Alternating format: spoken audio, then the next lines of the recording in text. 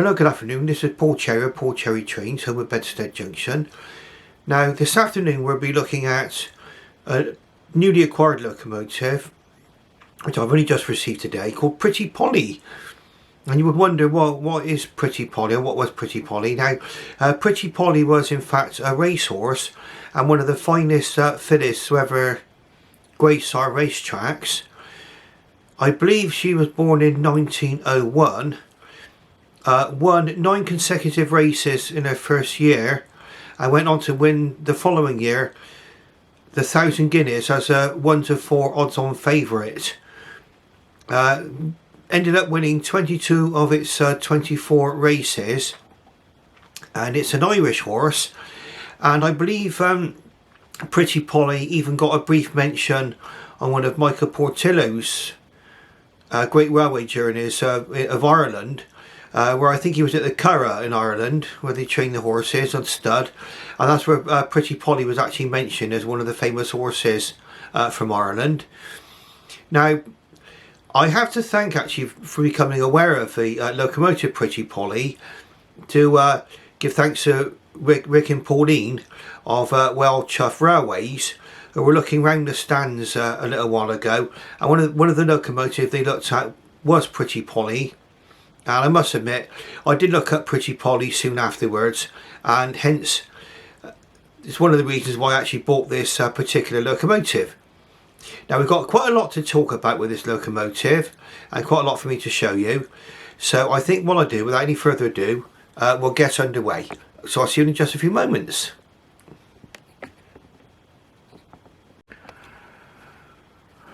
Right, so let's have a quick look at the actual box, and we'll see what we have. We've got R059 BR Class A3 Loco Pretty Polly Limited Edition. I'm going to hold that there if you have a nice look at that. Give you time to have a quick study of that. Pretty Polly being the name of the famous filly racehorse.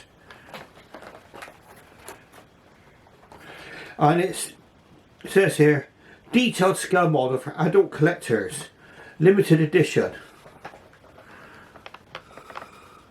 In there.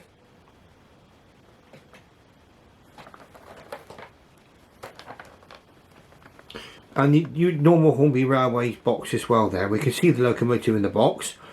Please excuse my thumb getting in the way. Now we're going to open up the box and we'll have a look and see what we have inside.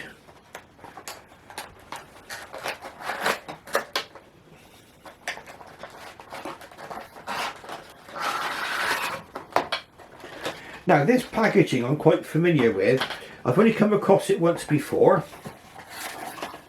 and that was with Clevedon Court. Now we'll get to the locomotive in due course. We got R059 150194. So this one is from 1994. We should make this a Margate product.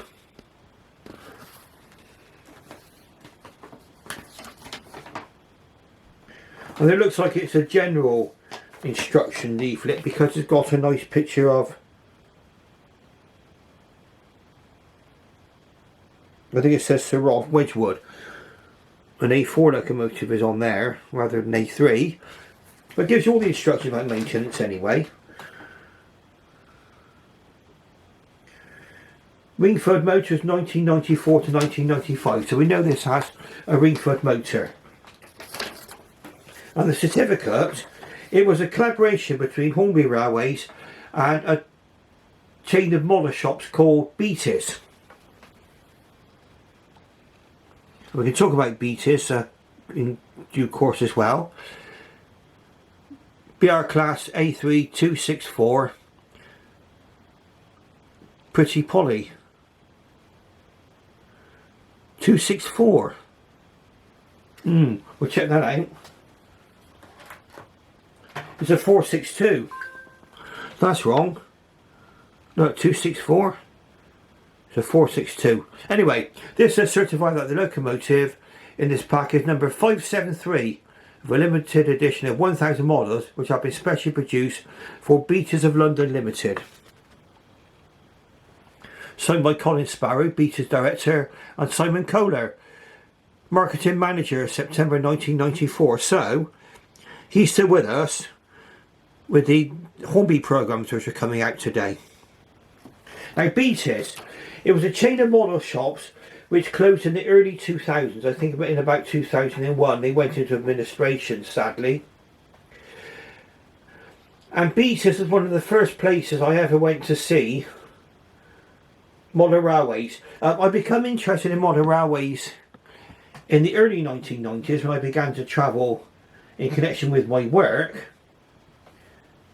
And Beaters, I can still remember today. Downstairs I think was more model aircraft and other stuff. Upstairs was the railways, and they had lots of glass cabinets as you got to the top of the stairs. And I kind of looked long and late, and it was there and then that I decided it had to be 00 for me. They did have an N-gauge layout in there, but I decided it had to be 00 for me. Okay, we're looking at the box, the actual packaging now. It's like a kind of an early block of ice packaging. And we'll open her up and we'll have a look and see what we've got.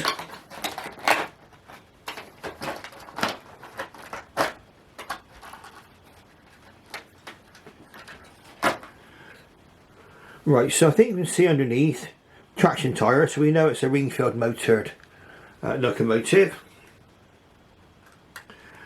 That's the top of the tender there. Coal loads about the sort of mid 1990s kind of effect on there. There's the front of the tender depicting the coal chute.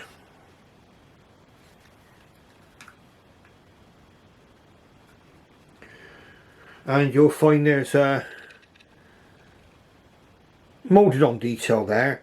The buffer beam, it's got no rivet detail on there, but did have rivets on it anyway. And it's got solid buffers, no sprung buffers. And there's kind of a guardrail going around the top of the tender, you can see there. And that's how the locomotive and the tender unites, is by that brass spike you can see coming down from the bottom of the tender.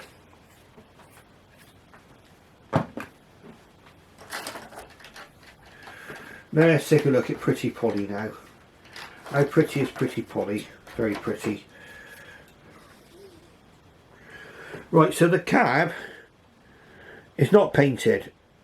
We're talking about a mid 1990s locomotive here. 60061, which will be its livery in BR days. And there you can see it's got the smoke deflectors similar to what you see on Flying Scotsman today. We will get this one up on the Lazy Susan in due course. But we're going to go through some of my procedure, at least, about what I would do with a brand new locomotive. Now, according to this one, it's had very little, if any, use. In fact, the detail pack is still sealed there. You got a couple of brake pipes there, and you also get a loco crew. They're coloured black, so they could be painted should the owner so desire. Now I'm going to put everything back in the box, just for now, just so that I don't lose anything.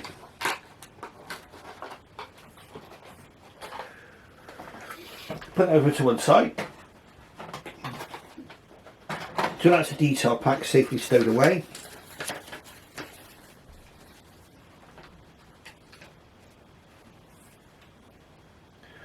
Now the first thing we want to know about this locomotive is, does it work? You can see the railing rack there at the ready.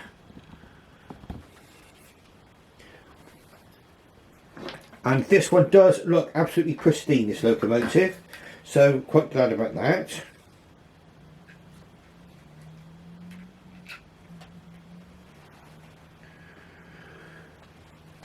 And there is one feature about this locomotive which I particularly like, and I've just come across this now. We'll get into that in just a few moments. Off the track.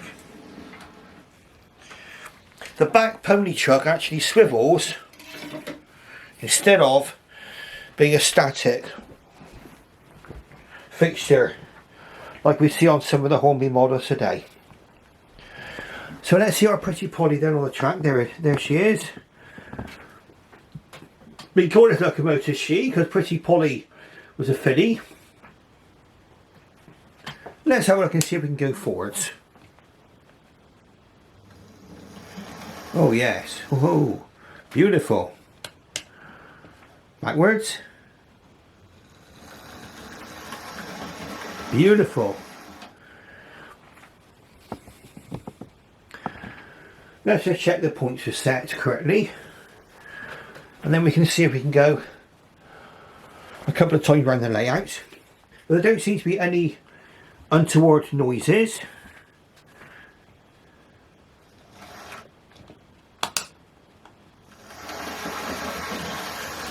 And that's running very, very smoothly. I mean, I can hear no noise at all. Looks absolutely beautiful on the track going round. Running absolutely excellently.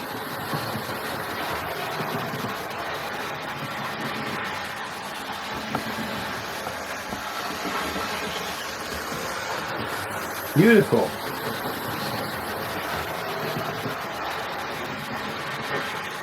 Now we'll include this one in a running session in due course as well, so we'll add rolling stock on here. So this is typical of the kind of Hornby model you would buy in the mid-1990s. This is from 1994. And this should be a Margate's product. I don't think they began to move production to China until 1996. And it fully went over, I think, in about the year 1999, 2000, something like that. This ought to be a Margate's product. The livery looks absolutely beautiful. This is the BR livery, so this is what would have had from 1956 onwards.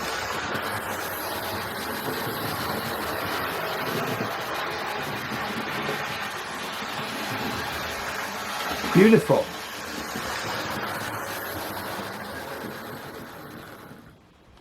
Yep. Now what we'll do is we'll move on to now some of the checks and things I'll do before I will press this locomotive into proper service. So we're back with you quite shortly. Well, now it looks like a job's been done for me already. That looks like it's received a pretty good oiling. So I don't think we're adding any more oil to this.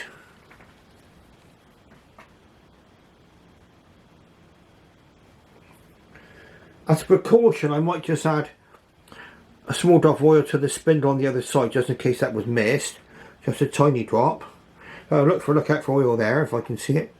No, I think I can see oil down there. No, that's been oiled. No, I don't think I need to worry about oiling that. So that was the tender top, and the tender top just clips on.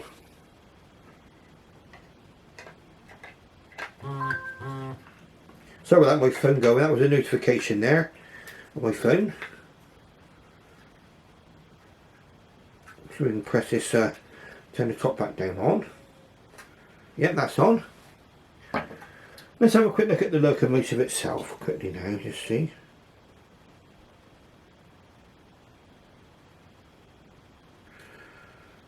Right, so I will turn my attention to the locomotive. And we're going to get this one into the servicing cradle. Okay, so what I've done, just to begin with, I've just applied a little bit of oil here, on all the moving parts. I'm just going to go to show the other side now, to show you what I actually do there. Okay, so, excuse me if I get in the way a little bit there. Right drop oil there, you can see that going in on all the crank pins. Anywhere really where there's moving parts. Want to just a tiny drop of oil going in there. And then we can oil the axles.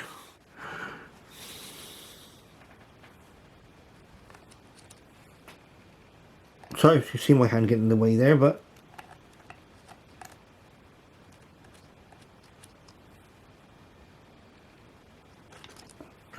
film is a bit of a learning curve for me, so probably I would position the camera slightly differently.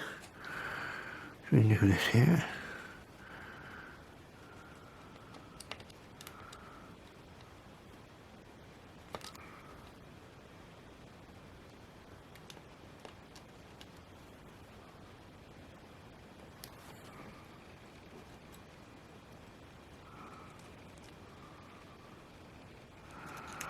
Right, so drop wire's gone onto all the axles, and underneath there, yes, you can see Hornby made in Great Britain. I know they keep a presence in Margate, but I wish they would move some of the production back. It's just my own personal opinion. I know the Chinese factory have done a wonderful job of producing these locomotives. Now, let's have a look and see what we can see here now. Something I can show you. There. See that back pony chuck? That swivels.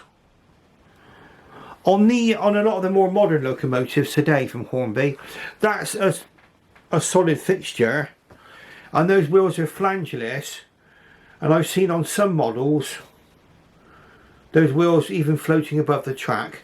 I think even though maybe they couldn't model this prototypically, maybe, I think that's much more realistic. You've got flange wheels there and it swivels like it should. And yes, you can see from here, it said here it was a 264 locomotive.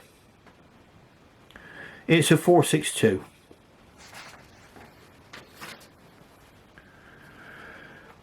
Right, so the next thing you'll see now is the locomotive back on the track. I've carried out the actual little servicing bits I want to do, and then we'll get some carriages and we'll give her a run. Now there's just something I need to show you before we actually give this one a proper running session with carriages. Now I actually decided to run this locomotive in because it looked like it had hardly ever been used. So that meant giving it half an hour going forward and half an hour in reverse.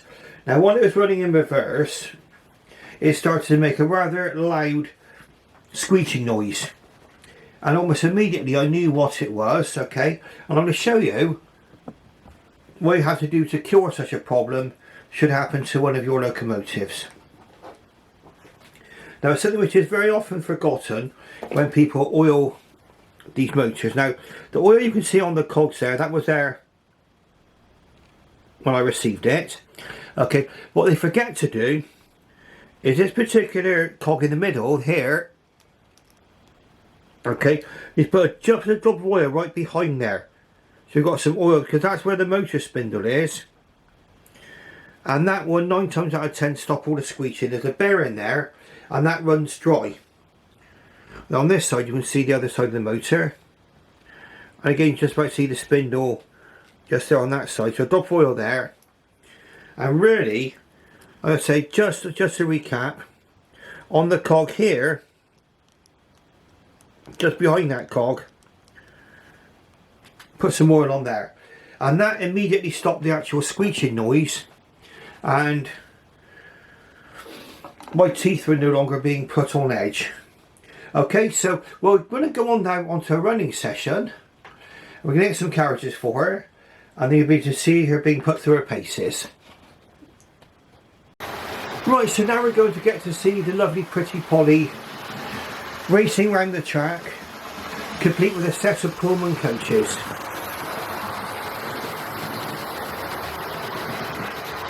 And you'll agree, this locomotive makes a rather splendid sight.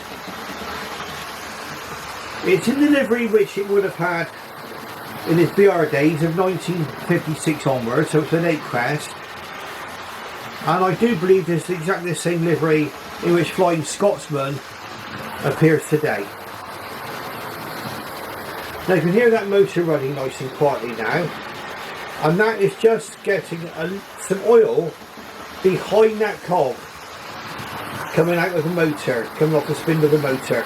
You just get a drop of oil down between the spindle, between the actual cog and the actual motor casing itself. You'll see, you can almost, if you look carefully, you can see where the bearing is, where the motor actually runs through, and that does need lubrication. Something that's often this, and then you'll get a horrible squeaking noise coming out of it, or it will never run silently. Here you can see it's running absolutely fine. So we practically can imagine Pretty Polly, the racehorse that this locomotive was named after, winning one of its many races, and going down in history as one of the finest racing fillies ever to grace our tracks. Now, quite shortly what we'll be able to do is we're going to have a quick look at this one up on the Lazy Susan before we resume our running session, and then we wrap things up. So if you just bear with me a second, I'll be right back with you. Right, so here's Pretty Polly up close and personal, and you can see it's a very, very nice locomotive for its time. I mean, it's from the mid 1990s. Now there are some things on here which you might not get on a modern locomotive today, and of course the valve gear and everything else is a little bit more robustly built, a little bit thicker. But with some of my past experiences, maybe that's not such a bad thing. And also you've got the lovely lining on here. You've got the smoke deflector, as you can see just here. It's a double chimneyed locomotive, and it does possess cab glazing. That's a nice touch. And also the tender is lined as well, complete with the late BR crest, which you would have had from 1956 onwards.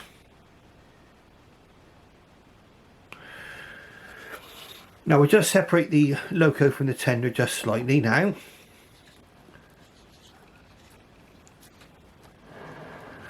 And you'll see that the cab, even though it does have detail, it's not painted. And in fact the models from the 1990s were all like this, as far as I'm aware.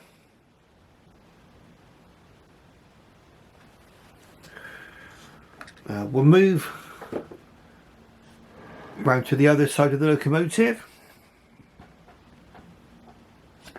and again you can see all over the lovely red lining along the running board there. You can clearly see it's a 462 locomotive, Pacific. Now one feature I do like about this particular one is that it's got the swivelling rear pony truck. See that swivel there?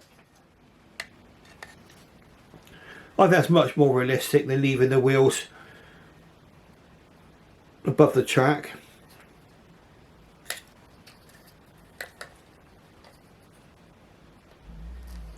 I don't know if you can read that there, but just in front of the pony truck.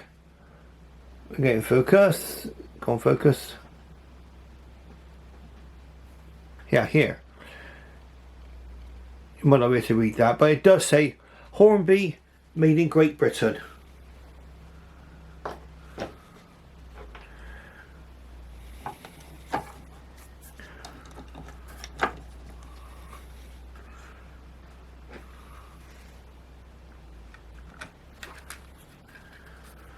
There's the tender detail there, and on the back you don't get sprung buffers, but then you never did in the 1990s. That was a feature which I think probably came in a lot later. Now some other features on here, even though they look sort of silvery, the handrails on the tender, on the cab, on the locomotive here are all part of the moulding, but they're painted. But the actual handrail going round the locomotive here is separately fitted. Okay, and also on the top of the locomotive, we'll just turn around just slightly. You will see there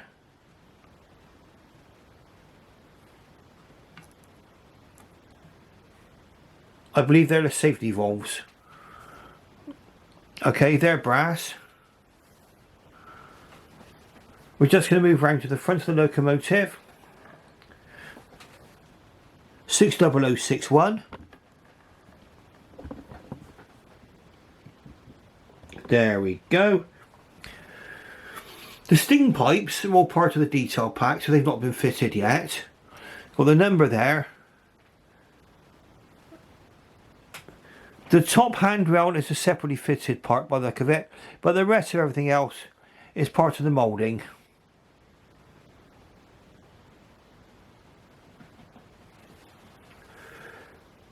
I think you'll agree though, hopefully, that this particular locomotive, okay, it's from the 1990s.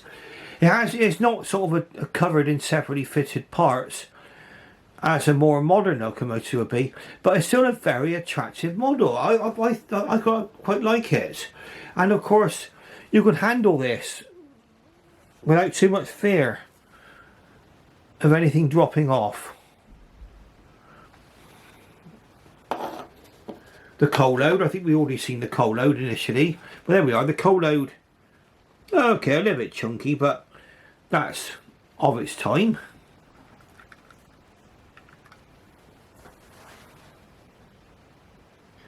Now we're just going to go back now to running this one on the track, and then we can wrap things up. Alright, so here's one last look along the a broadside view. Lovely.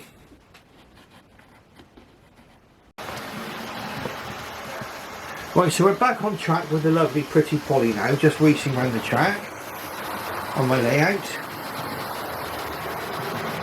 In my opinion, a very, very worthy addition to my fleet.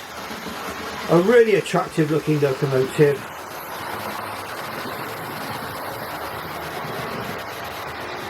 And every bit the locomotive I was hoping to receive.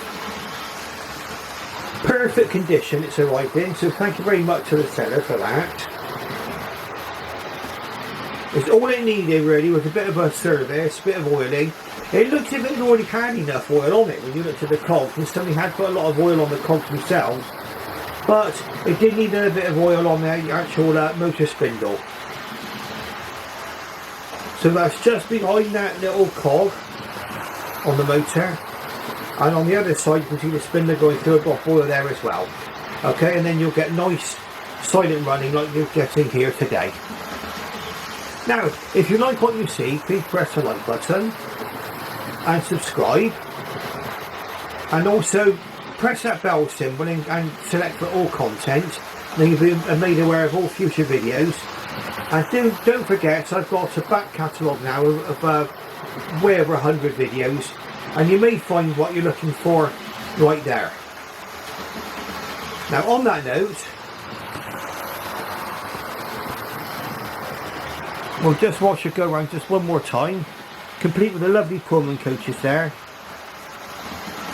I should bid you farewell and bye for now.